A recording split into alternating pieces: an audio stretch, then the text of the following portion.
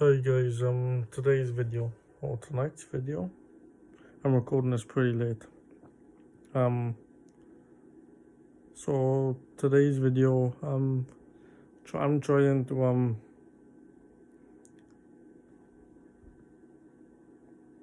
broaden the channel. Is that the right term? I mean, I've been doing Formula One pretty constant since that's been out, most days, and I feel like it could be affecting the channel now.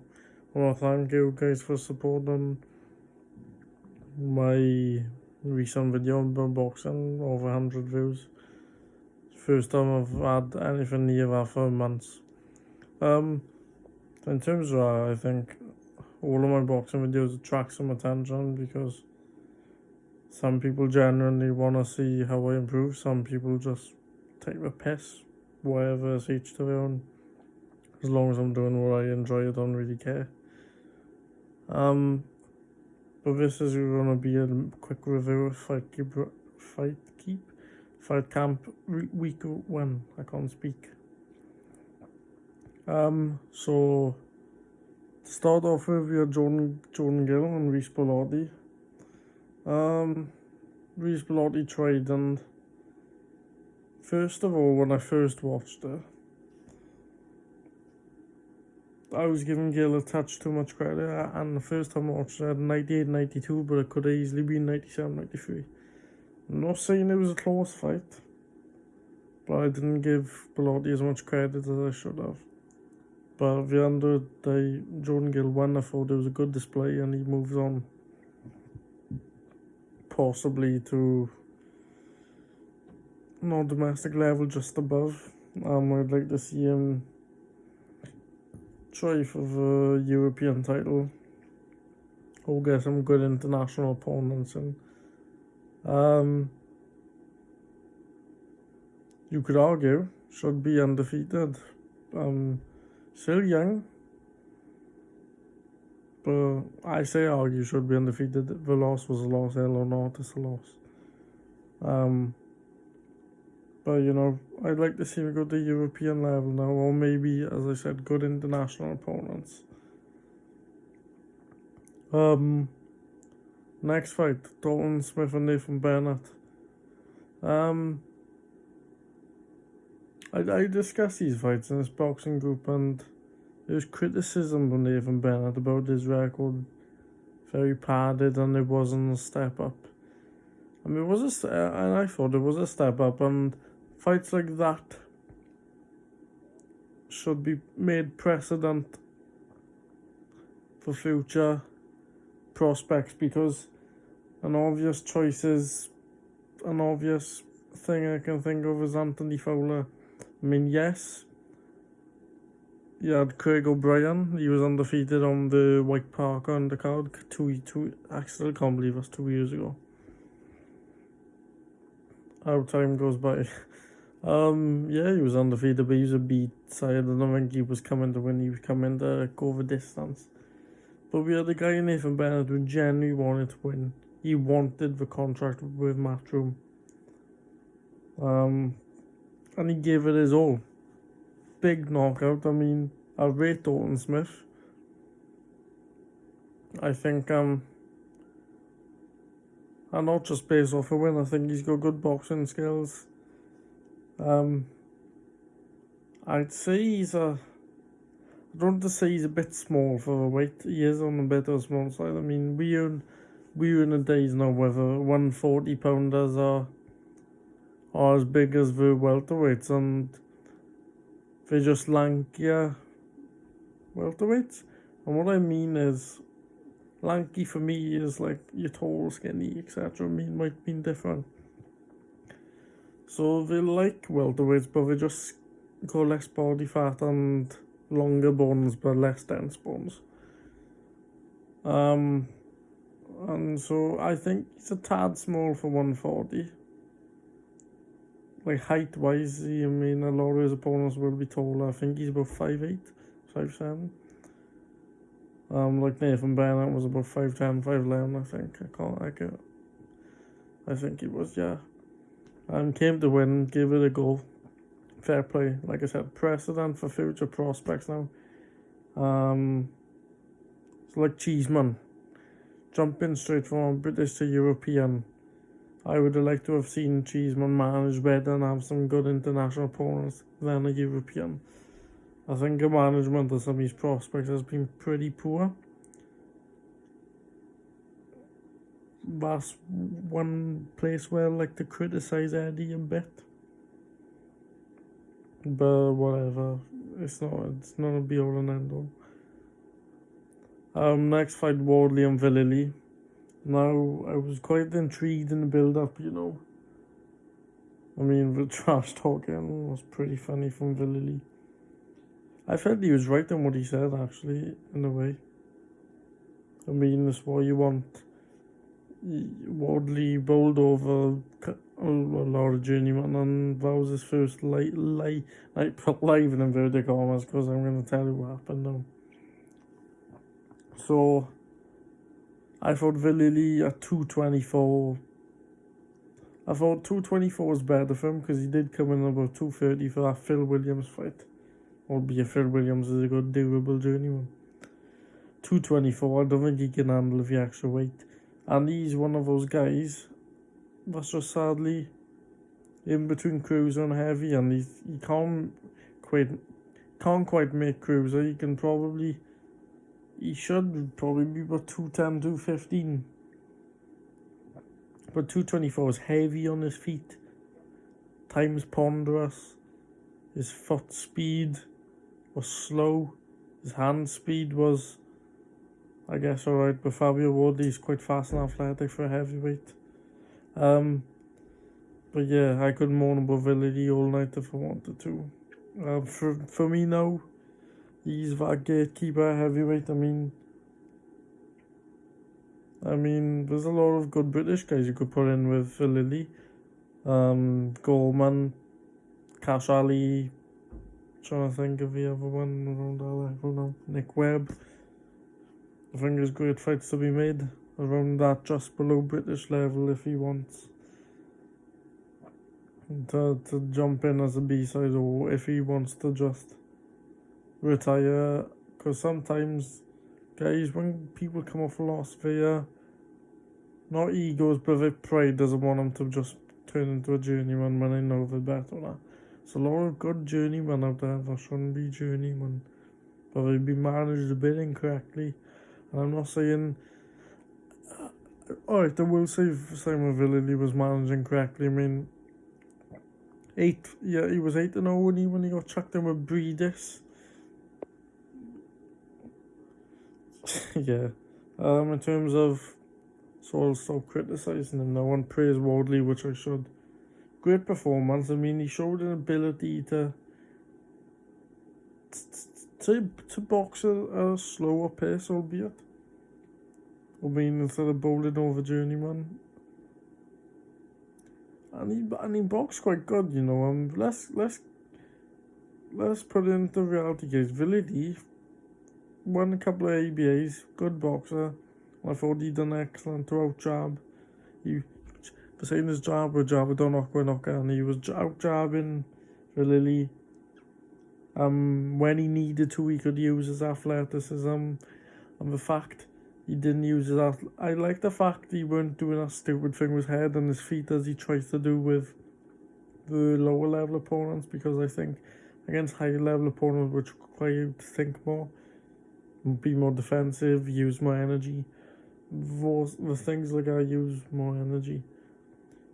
He keeps it good now, and I think get a sparring in, keep learning, but I thought he done excellent. Catches him where left out when Villely tries to put it on him. Stoppage a bit earlier. I would have liked to have seen Villely go down and get up and give it a go. You could say in the other round, Villely should have taken an 8 count, whatever. Next fight after that was the co-main, Tennyson and Gwynn. It's hard to be a bit impartial about it because I don't wanna. He is quite local to me, and I don't want to offend anyone that may be watching this video. It's a bit, you know, supportive of him. Maybe I'm supportive of him, but I see things objectively, unlike some people may or may not do. Coming into this fight, I thought there could be points or late stoppage. When you got a guy who punches as hard as that, and you got a guy who's durable like Gwyn, you got to soften him up, and he softened him up quicker than I thought he would. So that's a great performance from Tennyson. Gwyn, I thought Sky were harsh to give Tennyson over the first 5 rounds. I think there's 2 rounds in there which Gwyn could have had. Swing rounds. I had a 4-1, but there was 2 rounds you could give Gwyn. That doesn't matter because he got knocked out. I say knocked out, he got stopped. That's a better term. I only refer to people getting knocked out if they get knocked out flat, like an Nathan Bennett.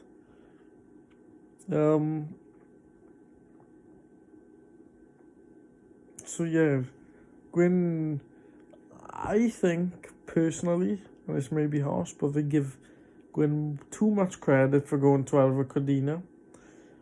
I'm not saying Codina's not any good, I just think that if you're durable, it's not hard to go 12 with a guy who isn't a big puncher.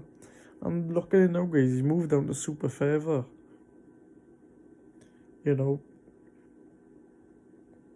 I just think he had a bit too much credit off Sky for that. Mind you, Sky are kind of hyping Codina. I think Codina should be more active, different. I'm going off track now.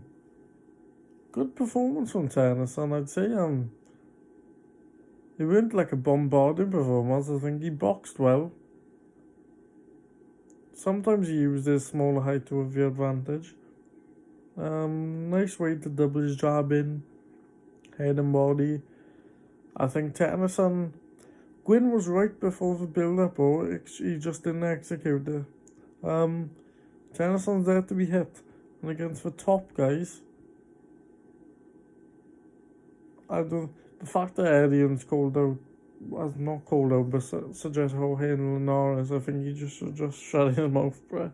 Because I think even though Linares is past it, I think he beats Tennyson. But obviously, when you have that punch power, never rule him out. So fair play to Tennyson. Gwyn, what does Gwyn go on and do now? I have seen him on Instagram saying he's destined to win a British title. But I do think on 2 losses now, I'm not saying because Sam Egerton was 7 losses now. We go on to Anno, but I just got a feeling that Gwyn now. Gwyn I know is not financially secure, so he has an option. Does he fight twice a year for, I'd say, what's he on? Low 5 figures? Just hitting 5 figures probably. I'm not sure how much he gets paid. I think he probably gets paid about 15 grand, 20 grand. Could be more. Does he want to fight twice or 3 times a year for that much? And actually not that much for every fight, because he fights on the Sanagar events, which I don't think he gets paid that much for. He probably gets paid like 8,000-9,000, maybe less. Probably less. Or is he better off becoming a journeyman, earning a couple £100 every week? He's got a tough decision to make. Does he want to keep going and try and get a slow burner to eventually earn a big money, or does he just want to become a journeyman or gatekeeper, but gets decent money and he fights about 6-7 times a year? That's something he's got to go through and think to himself, but whatever. I mean, we all like boxers to come into the game financially secure. But that was a brutal fight for Gwyn, and his miles have racked up on the clock, even though he's only had about 12-13 fights. Anyway, main event, the egg and the cheese, the omelette got made. Great fight. Great fight. I had it a draw, or 7-5 to Cheeseman, and it's now getting, it's getting like now that it's getting the typical thing with Cheeseman. And he's only done this twice, but I feel like it's going to be a typical thing now in his career. He outboxes the guy for the first 6-7 rounds. Certainly 5, because I think I had him 4-1 or even 5-0 up after 5. And then he just gets drawn into a fight later on. I mean, against Fitzgerald, he didn't get drawn into a fight. I think just Fitzgerald's coming forward got him the win.